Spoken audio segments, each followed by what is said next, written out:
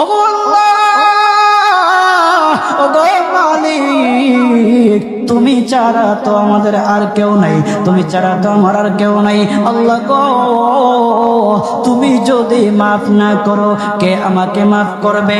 তুমি যদি মাফ না করো কে আমাকে মাফ করবে? তুমি যদি আমাকে মাফ করো তাহলে তোমার কোনো দিকে কমবে না, তুমি যদি আমাকে মাফ না করো তোমার কোনো দিকে বাড়বে না। আল্লাহ গো, তুমি আমাকে মাফ করে দাও। সারাটা জীবন অন্যায় কাজ করেছি, সারাটা জীবন নাফরমানি করেছি, আমার কাছে কালেমার দাওয়াত কম আসে নাই, আমার কাছে কালেমার দাওয়াত কম আসে নাই, আমাকে লোকেরা কম বোঝায় নাই। ওগো আল্লাহ, তুমি আমাকে মাফ করে দাও। মাফ না করলে কোথায় যাব, কার কাছে যাব?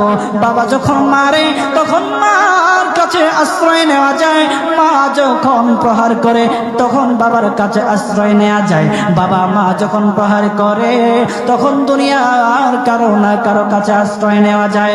ওগো আল্লাহ, ওগো মালিক, তুমি যদি আমাকে মারো, তুমি যদি আমাকে আযাব দাও, ওগো আল্লাহ, কার কাছে যাব, কার কাছে গিয়া মাফ চাইবো? ওগো আল্লাহ, মেহেরবানি করে মাফ করে দাও। এইরকম কান্না করতেছে, কান্না করতেছে, চোখের পানি তার এমন ভাবে পড়তেছে, দাড়ি ভিজতেছে, দাড়ি ভিজে জমিনের মধ্যে চোখের পানি পড়তেছে, কান্না করতেছে।